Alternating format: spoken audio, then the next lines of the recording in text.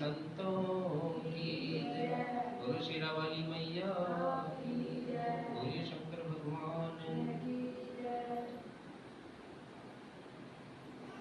शब्दों में संभव नहीं गुरु महिमा का ज्ञान, पहले गुरु को पूजिए फिर पूजिए भगवान।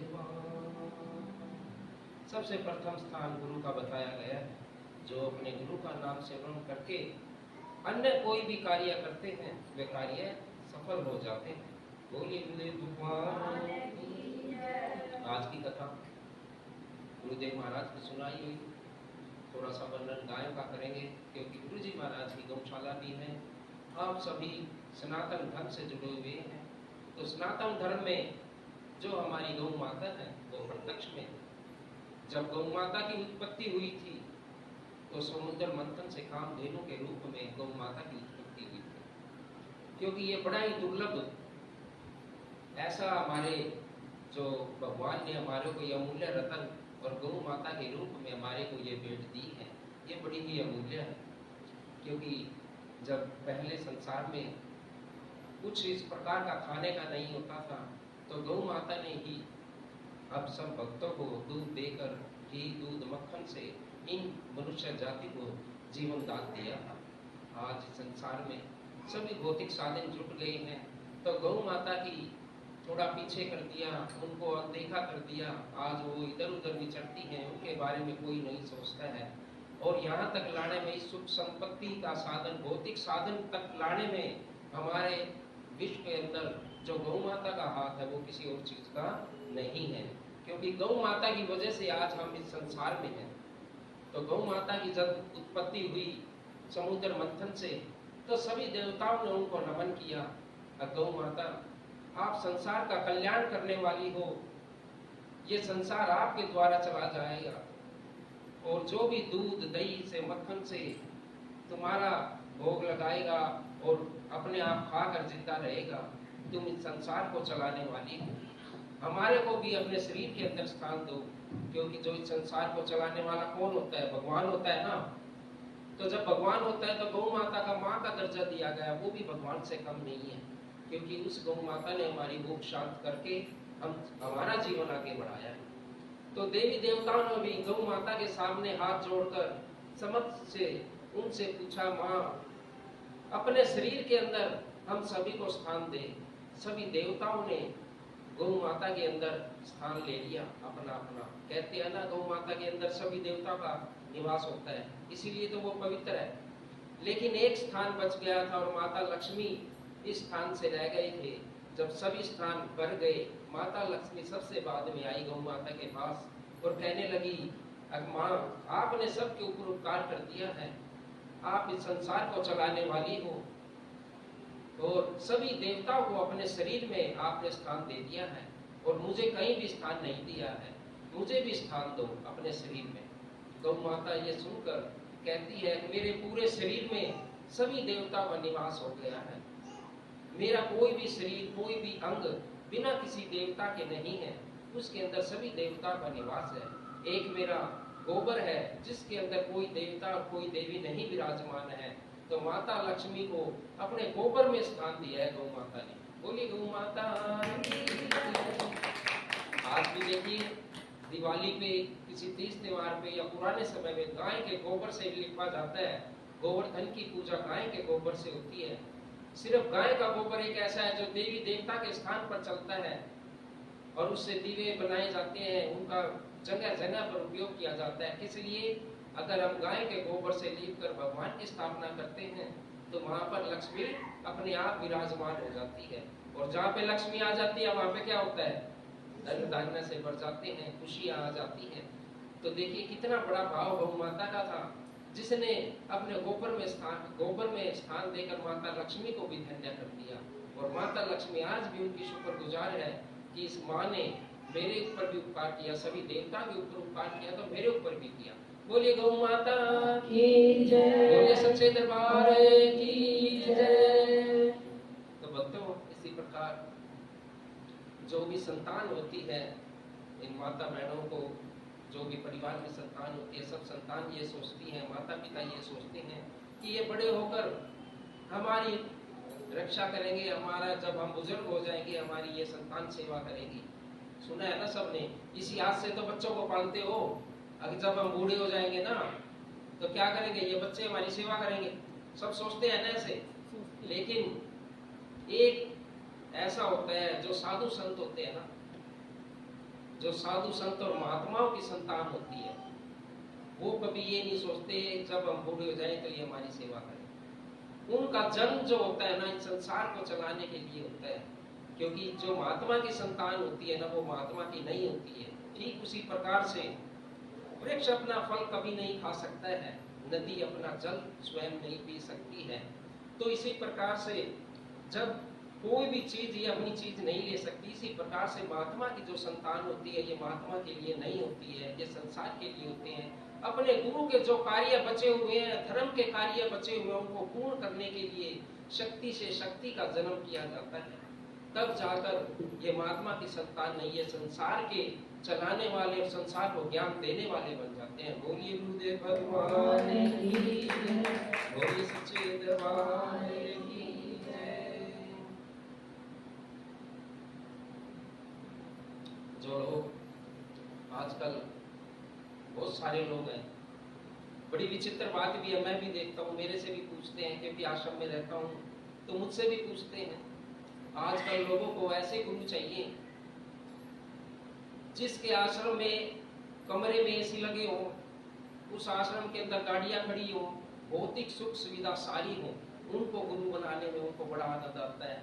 भाई घर पे लड़ाई होगी और घर से उसके चले गए और उठा गए, अजी गुरु जी के आश्रम में है, वहाँ सारी सुख सुविधा है। पहले पूछेंगे अगर भाई ये सारी सुख सुविधा है तो हम गुरु बनाए, नहीं तो किसी और को बनाए जिसके पास ये सारी है।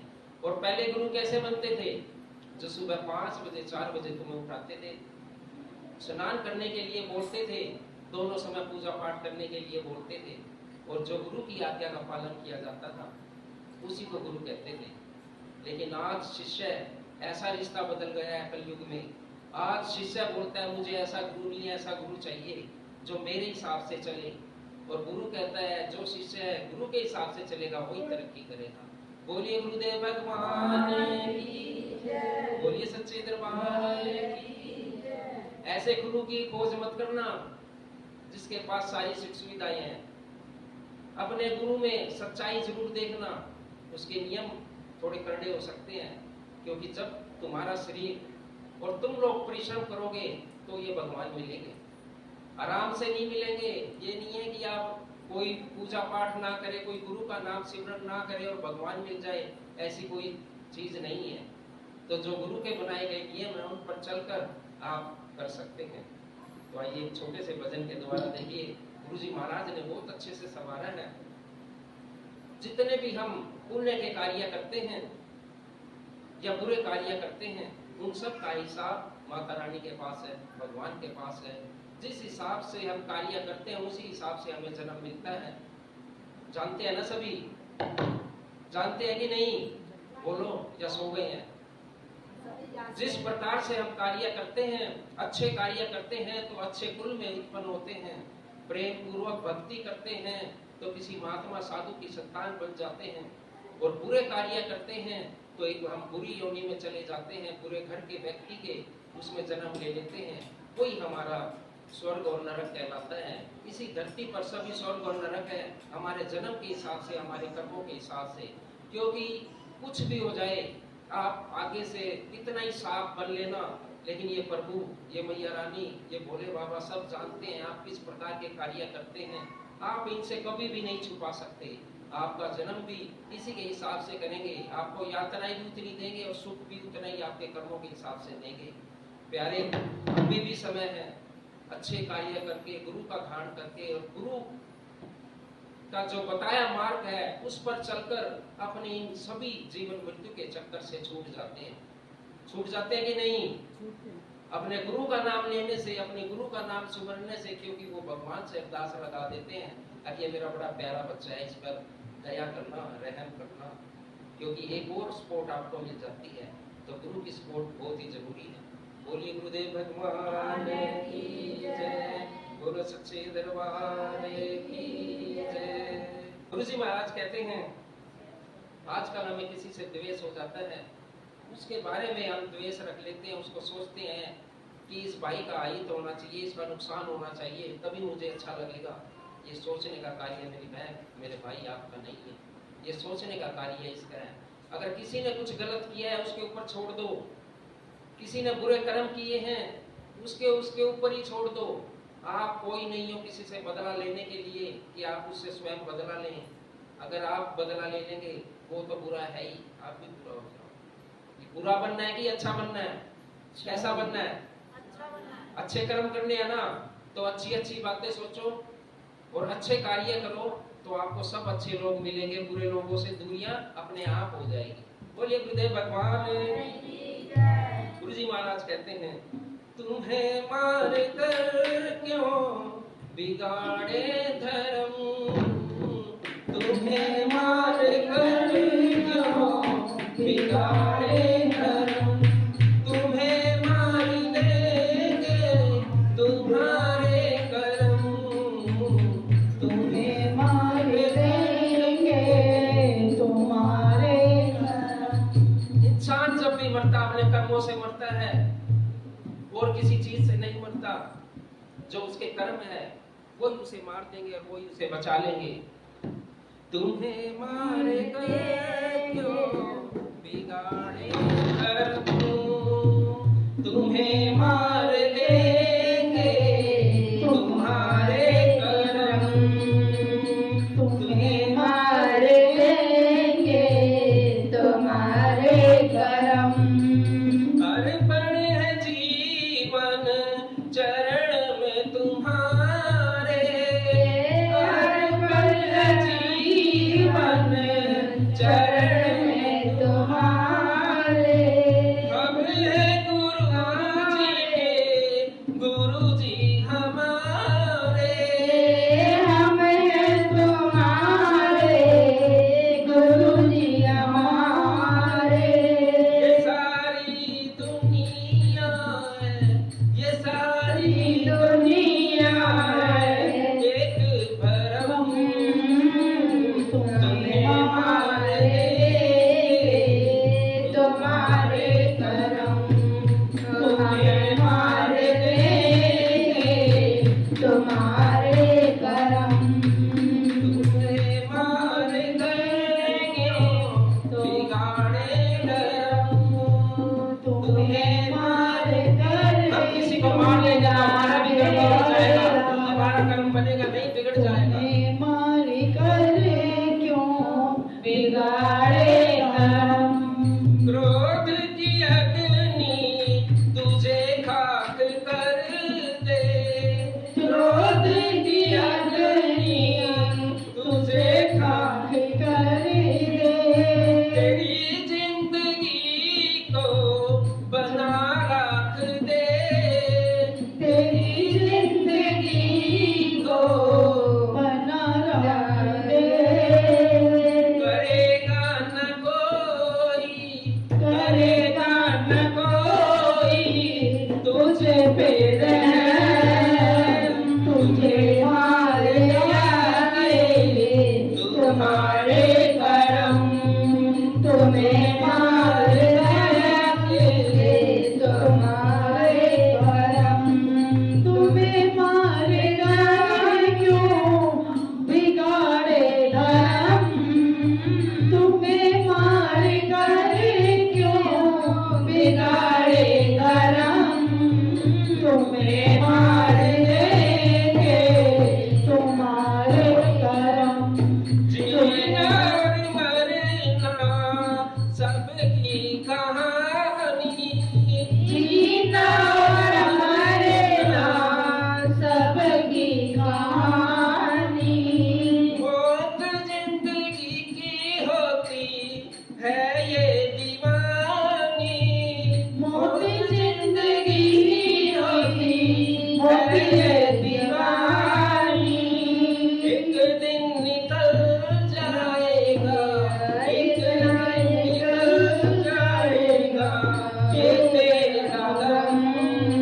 हमें मार देंगे तुम्हारे करम, तुम्हें मार देंगे तुम्हारे करम। तुम्हें मार गए क्यों बिगाड़े धर्म, तुम्हें मार गए क्यों बिगाड़े धर्म। तुम्हें मार देंगे तुम्हारे करम, तुम्हें मार देंगे तुम्हारे करम, तुम्हें मार देंगे तुम्हारे करम। बोलिए भगवान की जय हो, बोलिए सच्चे दरबार की जय हो। तो बहनों, अपने कर्म बहुत ही अच्छे करना, इन कर्मों की वजह से इंसान मरता और जीता है। ये हमारे कर्म मुक्ति का धाम है, सर्वलोक की प्राप्ति है, गौलोक की प्राप्ति है, गुरुलोक की प्राप्ति है, और यही कर्म नरकलोक की प्राप्ति है। बोलिए गुरुदेव भगवान की जय हो। भगत कहते हैं, गुरुदेव मैं अनाथ हूँ, बहुत सारे आश्रम में आते हैं, चरणों में लेट जाते हैं। गुरुदेव मेरे माँ बाप भी नहीं है और मैं अनाथ हूँ, मेरी रक्षा करो, मुझे अपने चरणों में ले लो। गुरुदेव बड़े हंसते हैं ये बात सुनकर। गुरुजी महाराज कहते हैं, इस संसार में जब तक विश्वनाथ है और ये गुरुनाथ है, कोई भी संसार में अनाथ नहीं है। जिसने गुरु को धारण कर लिया वो अनाथ नहीं है, जिसने इस माँ को धारण कर लिया, जगत जननी संसार की माँ है, इसको धारण कर लिया, वो अनाथ नहीं है और ना ही कभी हो सकता। बोलिए गुरुदेव भगवान की जय हो, बोलो सच्चे दरबार की जय। एक बड़ा ही प्रिय भगत गुरु के दरबार में रोज सेवा करने के लिए आते थे। पहले गुरु ने बोला, रहने दे बेटे, गृहस्थी में है, सेवा रहने दे, तेरे से नहीं पेगी। लेकिन गुरु का अभाव देखकर, आश्रम की सेवादार देखकर, ये लाल वस्त्र बहनों ये देखकर ये मुक्त हो गया कि इतनी अच्छी सेवा है गुरुदेव महाराज, मुझे करने का मौका दो और मैं जरूर करूँगा।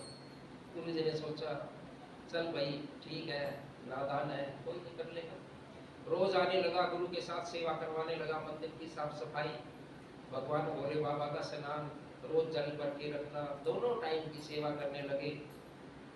बड़े प्रसन्न हो गए। गुरु जी महाराज ने भी आस हो गई, अगला भाई बच्चा बहुत अच्छा है, बड़ी सेवा करता है और आगे बढ़ेगा जिंदगी में। एक दिन बहुत समय होगा सेवा करते करते और भगत आया नहीं आश्रम। गुरु जी उधर खड़े इंतजार कर रहे।